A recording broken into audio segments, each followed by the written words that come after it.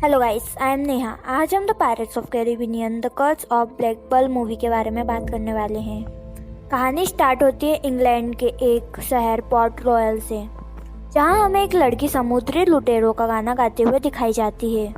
तभी पीछे से टैक्स आता है और उस लड़की को वो गाना गाने से मना करता है। तभी हम देखते हैं जेम्स नॉरंटन की एंट्री होती है और वो तभी हमें बताते हैं समुद्री लुटेरों का गाना गाना एक बहुत बुरी बात होती है। तभी हम देखते हैं गवर्नर स्वान की एंट्री होती है और वो अपनी बेटी एलिजाबेथ स्वान को कहते हैं जाओ और अपने रूम में जाके बैठ जाओ और उनकी बातों पर कुछ भी ध्यान मत दो।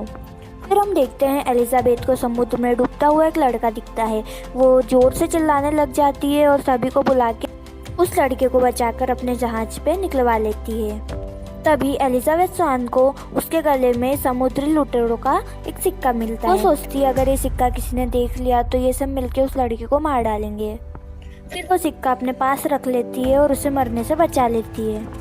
कहानी आगे बढ़ती है 8 साल बाद, जब एलिजाबेथ स्वान बड़ी हो चुकी है और उसके पापा गवर्नर स्वान उसके पास आते हैं और कहते हैं ये लो बेटा नई ड्रेस और तैयार हो, मैं आज तुम्हारे रिश्ते की बात करने वाला हूँ। दूसरी तरफ हम देखते हैं विलियम टर्नर, जिसे एलिजाबेथ स्वान ने बचाया था, वो भी अब बड़ा हो चुका है। वो अब एक लोहार है। वो एक तलवार तैयार करके मिस्टर स्वान के घर लेकर आता है कि वो नॉरंटन को ये तलवार गिफ्ट में दे सके। तभी स्वान आती है और विलियम टर्नर और स्वान की एक नज़र मिलती है और दोनों में प्यार हो जाता है। लेकिन मिस्टर स्वान को ये अच्छा नहीं लगता और वो वहाँ से उसको लेके चले जाते हैं। अगले सीन में हम देखते हैं कि पोर्ट रॉयल में सभी सैनिक मिस्टर जेम्स नॉरंटन का स्वागत करते हैं। साथ ही उनकी पदोन्नति के लिए मिस्टर स्वान उसको एक तलवार गिफ्ट करते हैं। दूसरी तरफ हम देखते हैं हमारे प्यारे जैक स्पैरो की एंट्री होती है। वो अपनी छोटी सी नाव को उस पोर्ट रॉयल के एक छोटे से बंदरगाह पे खड़ा कर देते हैं। तभी वहाँ पर वहाँ का मैनेजर आता है और जैक स्पैरो से कहता है कि यहाँ के पार्किंग के 1 रुपये लगते हैं। तभी जैक स्पैरो 3 रुपये देके कहता है कि रखो तिगने दाम और भूल जाओ नाम। तभी वो मैनेजर जैक स्पैरो का नाम स्मिथ रख देता है। तभी हम देखते हैं जैक स्पैरो को एक बड़ी नाव दिखती है जिसका नाम इंटरसेप्टर होता है। वो उस पर जाकर उसे चुराने की कोशिश करता है। तभी कुछ सैनिक आके उसे पकड़ लेते हैं। वो कहते हैं तुम कौन हो और तुम्हारा यहाँ काम क्या है। तभी जैक स्पैरो कहता है इस नाव को मुझे चोरी करना है और टोटू का शहर में अपनी धोस जमाना है। सैनिकों को लगता है कि ये मजाक कर रहा है। फिर दूसरी तरफ हम देखते हैं जेम्स नॉरंटन अपनी शादी की बात स्वान से करता है। तभी स्वान की ड्रेस बहुत टाइट होने के कारण उसे सांस नहीं लेते बनती और वो वहाँ से नीचे पानी में गिर जाती है। जैसे ही वो पानी में गिरती है जैक स्पैरो की नज़र स्वान पे पड़ती है और वो उसे बचाने के लिए पानी में कूद जाता है। एलिजाबेथ के पानी में गिरने से उस सिक्के को पानी का स्पर्श महसूस होता है और तभी माँ जोर का एक झटका रखता है। सभी हैरत में पड़ जाते हैं कि ये जोर का झटका कैसे हुआ है। दूसरी तरफ हम देखते हैं जैक स्पैरो एलिजाबेथ को बंदरगाह पे लेके आता है। तभी सारे सैनिक वहाँ पे आ जाते हैं और जैक स्पैरो को बंदी बनाने की बात करते हैं। तभी एलिजाबेथ कहती है कि इसने मेरी जान बचाई है, हम इसको जेल में नहीं डाल सकते। तभी होशियार जैक स्पैरो अपनी गन को एलिजाबेथ पर रख देता है और कहता है मुझे यहाँ से जाना है और साथ ही मैं तुम्हारा ये जहाज भी लेके चला जाऊँगा। जैक स्पैरो जैसे ही भागने लगता है वहाँ के सारे सैनिक उसका पीछा करने लग जाते हैं। जैक स्पैरो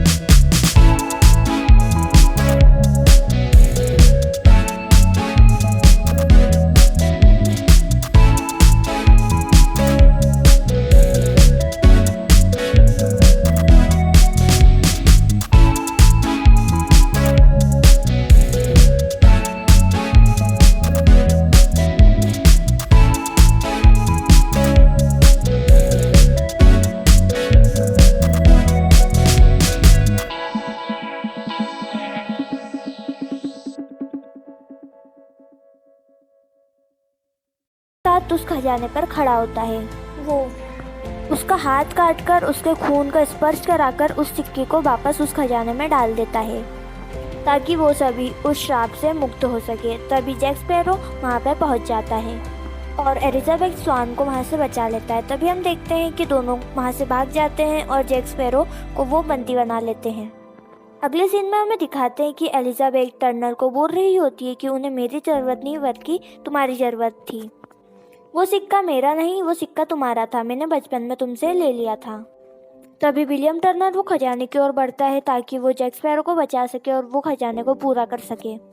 तभी हम देखते हैं जैक स्पैरो वो बारबोसा से एक सौदा कर रहा होता है कि अगर तुम इस श्राप से मुक्त भी हो जाओगे पर मिस्टर स्वान की पूरी फौज तुम पर हमला करके तुम्हें मार डालेगी। इसलिए अच्छा यही होगा कि पहले तुम उस गवर्नेट की पूरी टीम का सफाया करो, उसके बाद इस श्राप से मुक्ति पाओ ताकि तुम्हारे दोनों काम हो जाए और तुम्हारे पास 2 जहाज भी हो जाए, टॉर्टलेस और ब्लैक पर्ल। मैं बस यही चाहता हूँ कि उन सबका सफाया करके टॉर्टलेस जहाज तुम रख लो और ब्लैक पर्ल मुझे दे दो। तभी वहाँ पर विलियम टर्नर आता है और अपनी सारी टीम के साथ में उन पर हमला कर देता है। हम देखते हैं दोनों टीमों में काफ़ी तेज लड़ाई होती है तलवारों और बंदूकों के साथ में। साथ ही हम ये भी देखते हैं कि जैक स्पैरो उस खजाने में से एक सोने का सिक्का रख लेता है। सिक्का रखने के पीछे एक रीज़न होता है कि कोई उसे मारे तो वो मरे नहीं और वो अपना बदला भी पूरा कर सके, क्योंकि आज से 12 साल पहले बारबोसा ने जैक स्पैरो को एक सुनसान टापू पर छोड़ दिया था मरने के लिए, एक गोली और एक बंदूक के साथ में। बस जैक स्पैरो उसी बात का बदला लेना चाहता है और उसमें विलियम टर्नर उसकी मदद करता है। हेक्टर बारबोसा अपना श्राप मुक्त होता है और तभी जैक स्पैरो उसे गोली मार देता है और अपना बदला पूरा करता है। दूसरी तरफ हम देखते हैं पोर्ट रॉयल में गवर्नर स्वान अपनी बेटी एलिजाबेथ स्वान की शादी की बात विलियम टर्नर से करता है। उसी के साथ हम देखते हैं जैक स्पैरो को फांसी हो रही होती है, पर जैक स्पैरो बहुत स्मार्ट है, वो सबको धोखा देके पानी में कूद जाता है। फिर हम देखते हैं ब्लैक पर्ल जहाज के जो नाविक है वो जैक स्पैरो को बचा लेते हैं और जैक स्पैरो ब्लैक पर्ल जहाज का कैप्टन बन जाता है। और इसी के साथ हमारी कहानी ख़त्म होती है। Thanks for watching.